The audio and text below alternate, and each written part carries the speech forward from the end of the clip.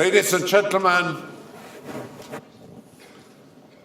I'm delighted now to welcome Petro Poroshenko, the President of Ukraine, of the new Ukraine, if I may say so, to the World Economic Forum's annual meeting. It's not your first visit, Mr. President, but it marks your first visit as President of Ukraine. When you joined us last year, it was at a very critical moment, and you came as a member of the Ukrainian Parliament and as a leader of the opposition. You arrived here at a very crucial moment for your country, and we all recall your heartfelt plea with the people to stand with the people of Ukraine. Mr. President, 2014 was the most difficult year, certainly in the recent history of your country. Particularly, we recognize all the challenges on many fronts you had to face.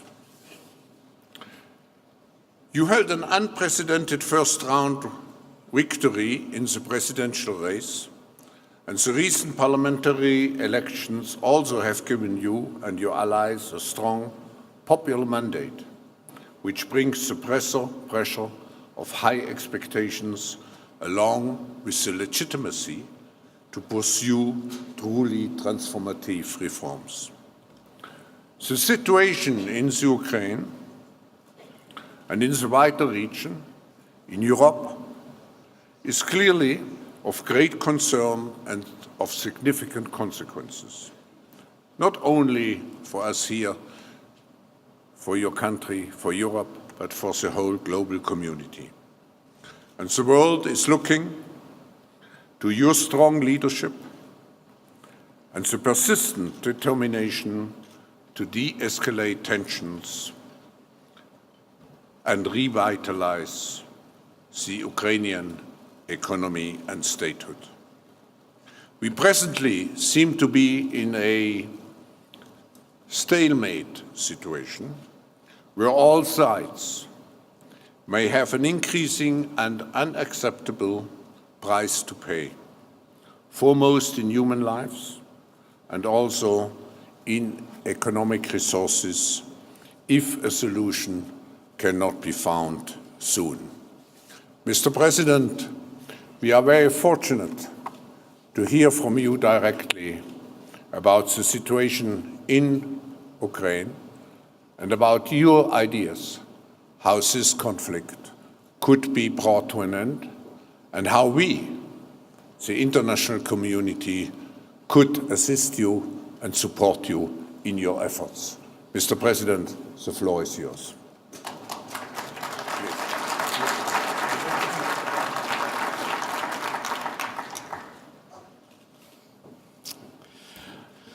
First of all, I want to thank Professor Schwab and all the team from Davos for having this opportunity. It's a great honor and a great pleasure for me to have this floor. Exactly 1 year ago, I was your guest and have the same opportunity to address to the distinguished audience about the future perspective of Ukraine. Exactly 1 year ago. It seems to me like it was in a different life. Such a big changes we have, not only in Ukraine, not only in Europe, but in the whole world. From first part, we have a positive changes. We have a most free and fair and democratic elections, presidential elections. And all Ukraine, first time to give the votes for me, and it was every single region of Ukraine who support me as a president. That give us a unique opportunity to provide the reform. On the 27th of June, I signed the association agreement with the European Union in Brussels.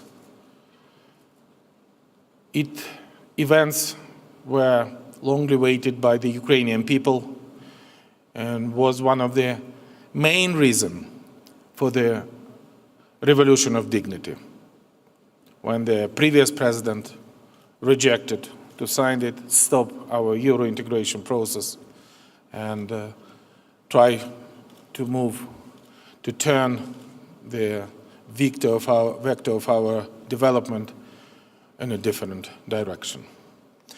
On the 16th of September, this association agreement was ratified simultaneously by the Ukrainian Parliament and European Parliament for more than constitutional majority of votes.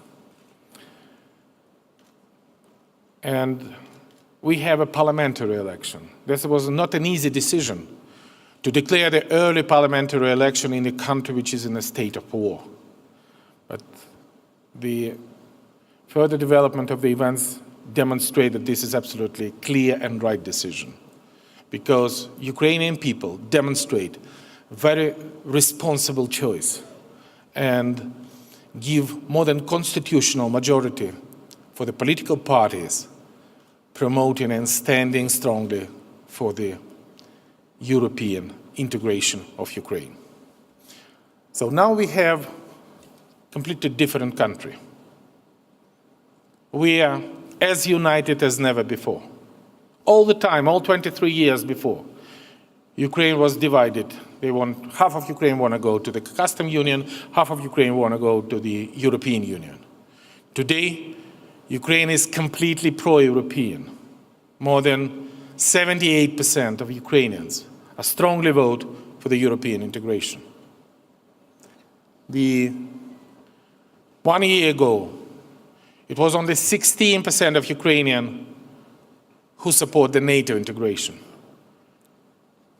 Today, it's far above 50%. All the time before, the question of religion, the question of language divide my country. Today, Ukraine united, and we are ready to provide a referendum for any question, including question of language, question of the structure of my country, and the unity and the unitarian status of Ukraine would be widely supported, on contrary with the federalism status, which would be support not more than 10%. So Ukraine become stronger. Ukraine become more democratic. Ukraine become much more pro-European and ready for the reform. But at the same time, Ukraine has now the most difficult time in their history. Ukraine are now under the aggression. Aggression not only connected to the annexation of the Crimea. Aggression is connected when 7% of our territory in Donetsk and Lugansk are now also occupied. And the development of the last days are very nervous. And the situation which will happen in December give us some strong hopes for optimism. From the 9th of December, when it was declared by the representative of the Ukrainian General Staff and Russian representative Minister of Defense of Russian Federation, when we declare the so-called artillery silence. Immediately from the 9th of December, the number of the artillery shelling was reduced from the 70, 90 to less than 10.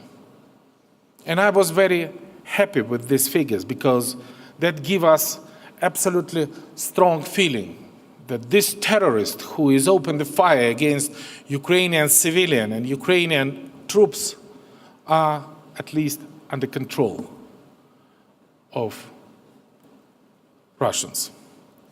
And at least we implement the Minsk Agreement. Minsk Agreement, Minsk Protocol and Minsk Memorandum, which were signed on the 5th of September and 19th of September, is very simple. This is completely based on my peace plan. Point number one, immediate ceasefire. Point number two, from the touchline on the 5th of September, we should immediately withdraw the heavy artillery and weapons. Point number three, immediately release all the hostages which is illegally kept on the occupied territory and on Russian prison. They kept my officer, including the pilot Nadia Savchenko, which is doing nothing wrong but defend their own country. And they was captured, delivered to Russia, and illegally detained in Voronezh prison. And this national hero of Ukraine has a hunger strike for the 38th day today. And the only thing we demand in the Minsk Memorandum, immediately release all the hostages. Point number four, very important point. I promise you, we will have absolutely clear and stable situation in Ukraine if Russia fulfills point number four. Close the border and withdraw all the foreign troops from my territory. Because now, and the data of our intelligence confirmed by the independent sources, we have more than 9,000 troops of Russian Federation on my territory, including more than 500 tanks and heavy artillery and armed personnel carrier. If this is not an aggression, what is the aggression? But unfortunately, and the final point of Minsk Memorandum is that immediately when we have artillery silence, ceasefire, if we remove from the streets armed person, we declare just the very simple thing, election. Local election under Ukrainian legislation. In a democratic countries, there is not existing any other mechanism for democracy. Just the person who would be responsible for these regions of the Donetsk and Lugansk should be elected by the people. And this election should be under Ukrainian legislation, should be with the presence of the international monitoring mission, and should be recognized by the whole world. Very simple. Ukraine fulfill all the obligation from their side. And we count that Russia and the rebels supporting by Russians can do the same. Instead of that, we have first attack, which was started from the 10th of January this year. After 24 hours, I was in Paris. I was among the 50 leaders of the state on the street of the Paris in the march against the terror. And I remember the slogan on the Paris street, Je suis Charlie, and we are not afraid. We are not afraid of terror because we are united. And I was proud to be at that time on the Paris street. 2 days after March in Paris, on the 13th of January, we have the tragedy of Volnovakha, when Russian missile operated by Russian support rebels hit the civilian bus. And all Ukrainians stand in the movement, Je suis Volnovakha. We are together with the victims of the terroristic attack on the Volnovakha bus, where 13 civilians, including one 14-year-old girl, were immediately killed by Russian missile. And 15 additional civilians were innocent victims who were wounded. I have here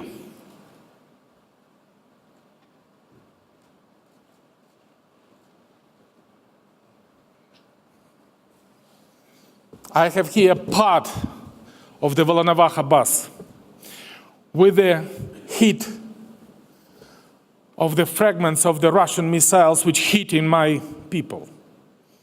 And for me, this is a symbol of the terroristic attack against my country.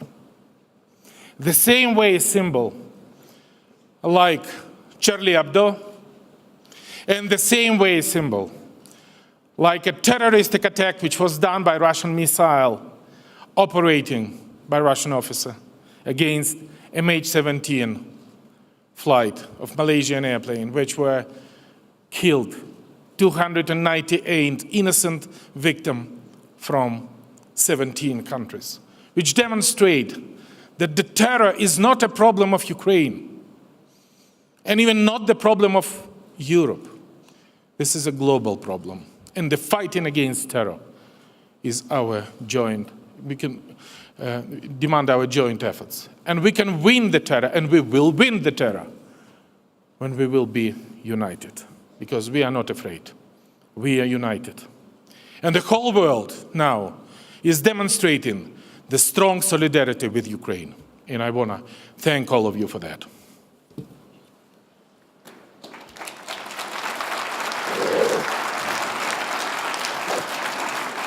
And the other thing I want to ask from you, not only be united, the same way like you demonstrate on the United Nations General Assembly, the same way like you demonstrate on the United Nations Security Council, the same way like you demonstrate in the G20 meeting at Brisbane, and the same way like you demonstrate in the European Union Council, and solidarity we have from all over the world, starting from the United States and Canada and finishing with Japan and Australia.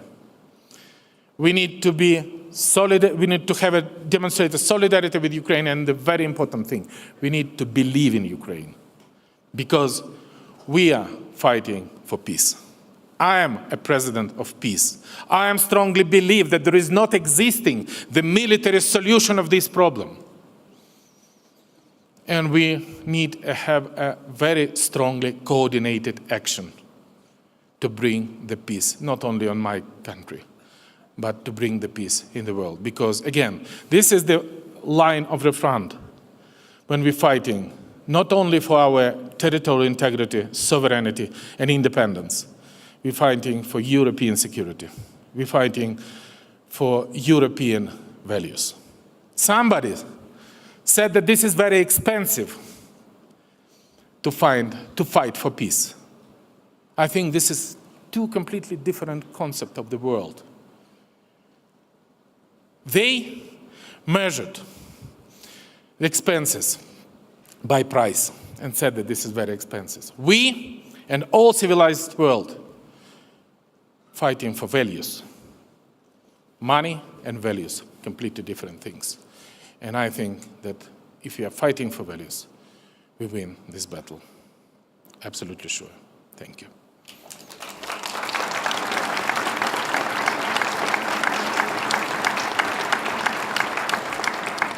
Maybe I answer from here. Thank you, Mr. President, for your, again, moving speech. You have been, in your former capacity as a member of parliament here in Davos last year, you made, in a private session, a moving speech for the people on the Maidan Square. And again, today, a moving speech, so thank you very much for this. And you mentioned peace.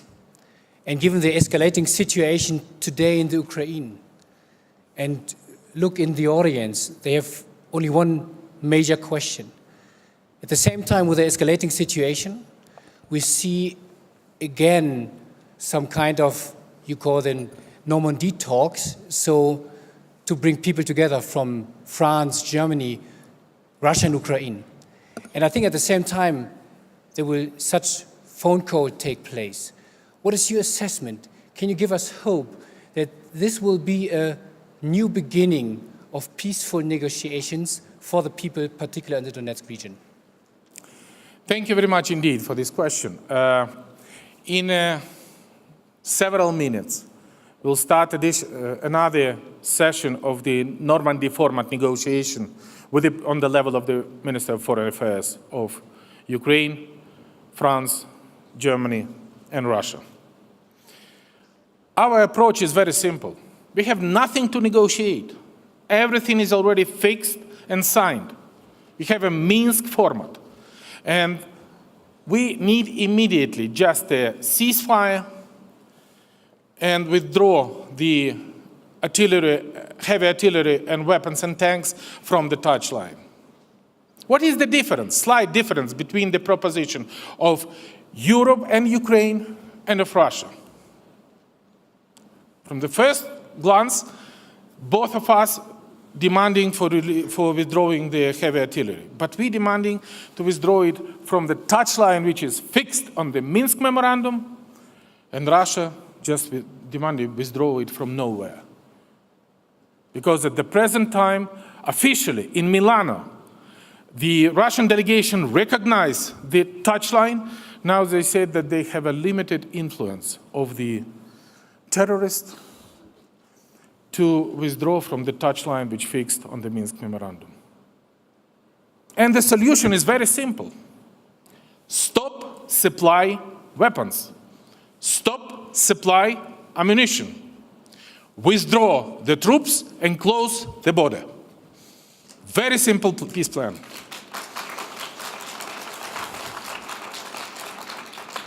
If you want to discuss something different, this is just you are not for peace.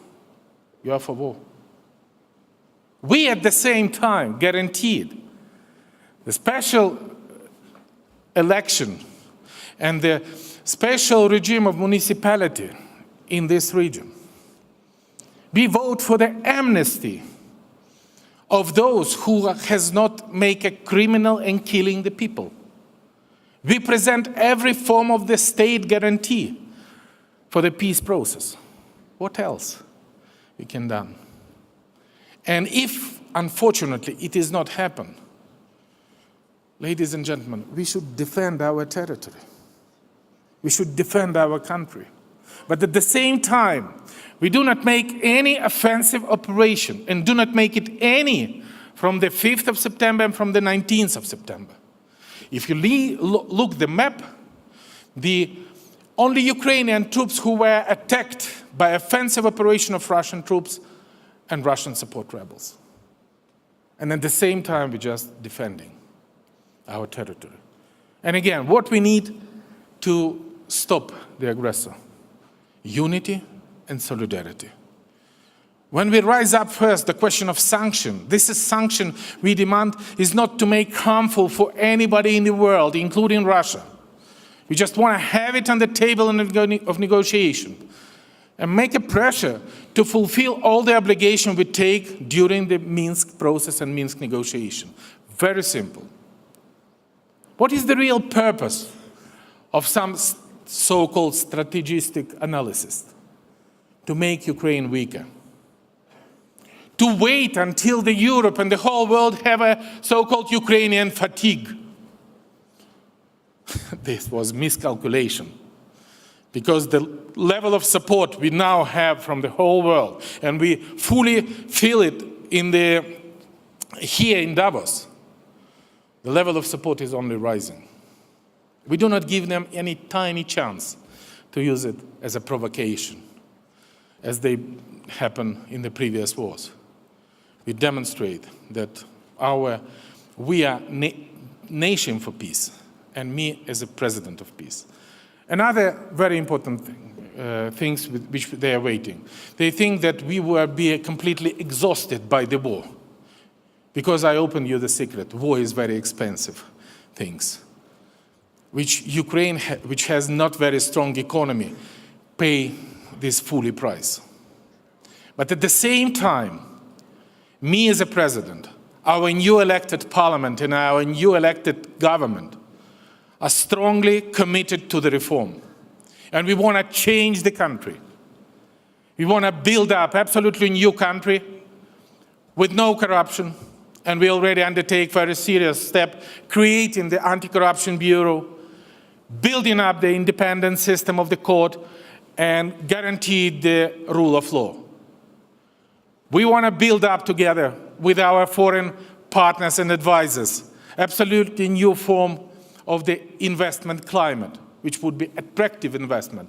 And having an opportunity to meet here with a potential investor, I have a guarantee, and I want to thank this investor, particularly with the some who's sitting in the first row, who they promised me in this year to invest $600 million in Ukrainian economy, $400 million in Ukrainian economy, and this is the best way I really like to hear.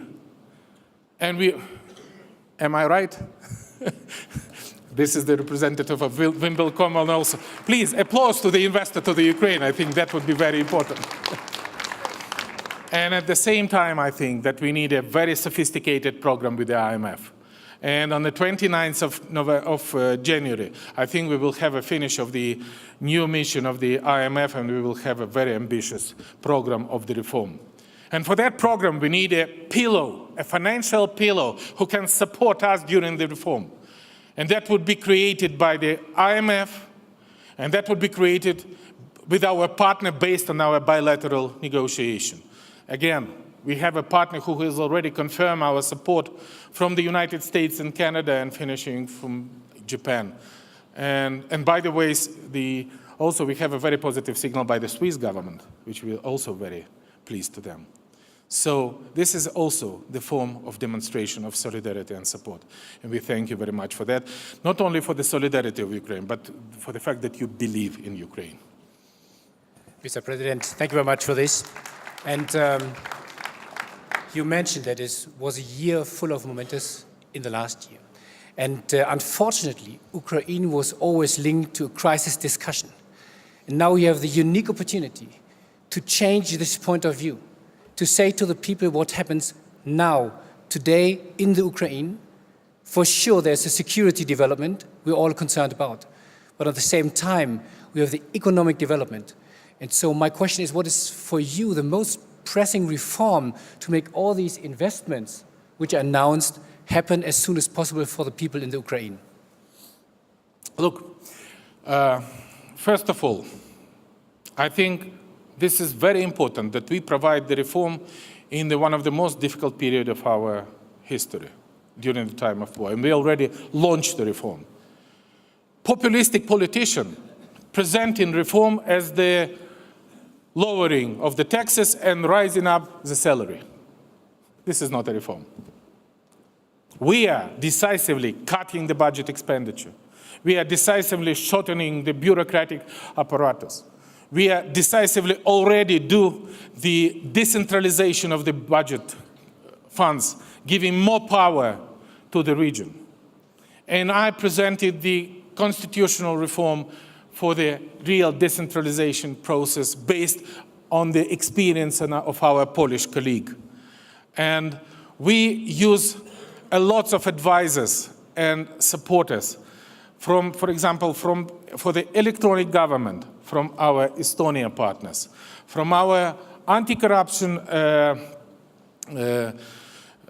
bureau, from 4 countries of European Union, and from the United States of America. We will use the experience of the Singapore, who will share their experience for our anti-corruption bureau. We use the investment climate opportunity also from the Singapore experience, from the Georgia experience, from the European Union experience. And that is demonstrate our decisiveness in changing, in our real wish to change the country. And another very interesting characteristics. 1 year ago, when I was here in Davos, in our government, we have just 1 English-speaking person. Today, we also have 1 person who doesn't speak English. Everybody else in our government speaks perfectly English. I think this is also would be very symbolic, that we are ready to change the country. Thank you, Mr. President. So my last question is, there were a lot of offers to help you economically, and so I would like to learn from you. What is your assessment? Is it the right scale of support first? And what do you like to expect particular from the European Union, because there have been some talks in particular about this support? What we have now strong political support. I was the only leader of the non-member state who has a several-time opportunity to have a floor on the European Union Council. It was right in the day when we make a special decision on sanction which supporting Ukrainian independence and territorial integrity. So political support is a key issue and very important. Economic support. And now this negotiation with the IMF and our partners, including the IMF, is very important for us. Defensive support. Again, we don't demand from anybody the lethal weapons. We have a very strong army to defend our territory. But defensive technology is also the things which we need, because the only strong army can help us to keep the territory. Understanding we do not provide the offensive operation.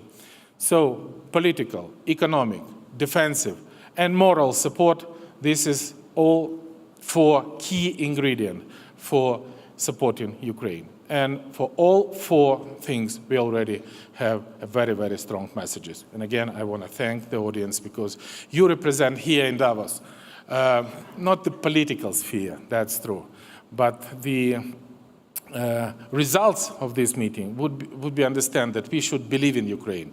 And in a very near future, I'm an optimistic, and I think that we can stop the war.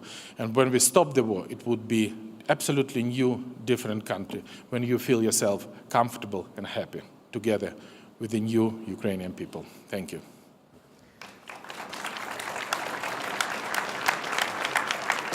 Mr. President, even my last question, you mentioned the unpopular reforms. And we all know that the IMF, for example, has discussed and proposed the question of cut down subsidies for energy. We know that's very hard for the people, it's very unpopular, particularly in this time. But have you a time horizon about this reform? Because it's very interesting for the audience, particularly for the business environment and foreign direct investment. Yeah. This is not only to rise up the energy tariff. This is not a key issue of the reform, but we provide the absolutely new energy-saving technology. We seriously cut the gas consumption. Can you imagine that several years ago, Ukraine consumed 70 billion cubic meters of natural gas, mainly supplied by Russia. More than 50 billion cubic meters was supplied by Russia. Today, from 70, we reduce our consumption to 44. And this is only the beginning of our way. And I'm absolutely sure that in 2 years' time, we will be absolutely energy independent from Russia. We will build up now the absolutely new way for receiving the Norwegian and other European gas. We will have a shale gas technology inside the country. And I think that our main efforts to build up the clear, transparent energy market and reform of the energy sector, including electricity energy, nuclear energy, hydro energy, and the independent coal market will help us, and of course the gas consumption will help us to be absolutely energy independent. At least now I said that this is a responsible policy, bring that Russia lose Ukraine as a market for their natural gas. Thank you very much, Mr. President.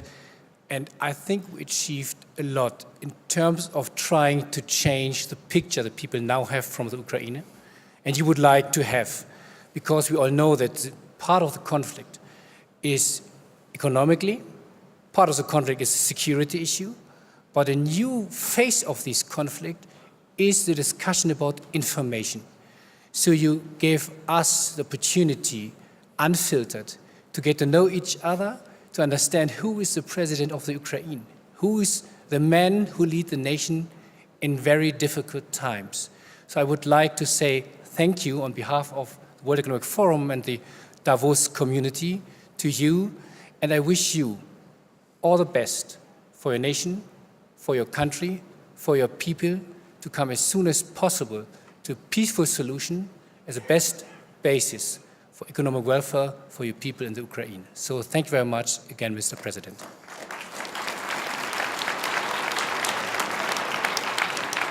Philip, you are absolutely right. And I think that our unity is not only in a social, economic, moral sphere, but also in information. And the last decision when the European Union are ready to discuss about the creation pan-European Russian-speaking channel, just to present an opportunity for the Russian-speaking viewers inside the European Union to have an alternative point of view would be absolutely important in our battle for the brains of the European, because truth is with us. And because of that, I want to thank all of the people here who coming here, and let me consider this presence and this speaking with this audience as a form of support of Ukraine. This is what Ukraine really needs right now. Thanks to all of you.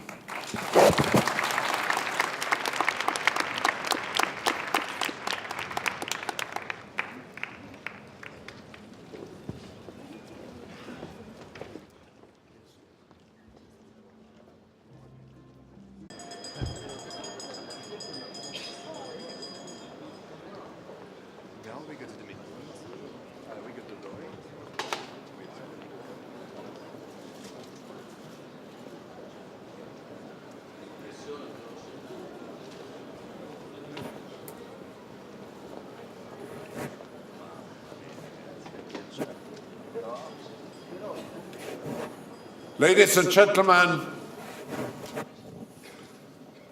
I'm delighted now to welcome Petro Poroshenko, the President of Ukraine, of the new Ukraine, if I may say so, to the World Economic Forum's annual meeting. It's not your first visit, Mr. President, but it marks your first visit as President of Ukraine. When you joined us last year, it was at a very critical moment, and you to have this floor. Exactly 1 year ago, I was your guest and have the same opportunity to address to the distinguished audience about the future perspective of Ukraine. Exactly 1 year ago. It seems to me like it was in a different life. Such a big changes we have, not only in Ukraine, not only in Europe, but in the whole world. From first part, we have a positive changes. We have a most free and fair and democratic elections, presidential elections. And all Ukraine, first time to give the votes for me, and it was every single region of Ukraine who support me as a president. That give us a unique opportunity to provide the reform. On the 27th of June, price to pay, foremost in human lives and also in economic resources, if a solution cannot be found soon. Mr. President, we are very fortunate to hear from you directly about the situation in Ukraine and about your ideas how this conflict could be brought to an end and how we, the international community, could assist you and support you in your efforts. Mr. President, the floor is yours.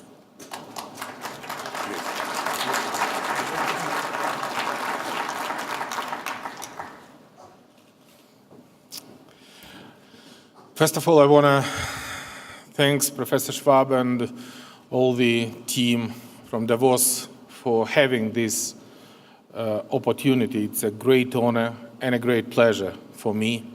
The pressure of high expectations along with the legitimacy to pursue truly transformative reforms. The situation in the Ukraine and in the wider region, in Europe, is clearly of great concern and of significant consequences, not only for us here, for your country, for Europe, but for the whole global community. And the world is looking to your strong leadership and the persistent determination to de-escalate tensions and revitalize the Ukrainian economy and statehood. We presently seem to be in a stalemate situation where all sides may have an increasing and unacceptable claim as a member of the Ukrainian parliament and as a leader of the opposition.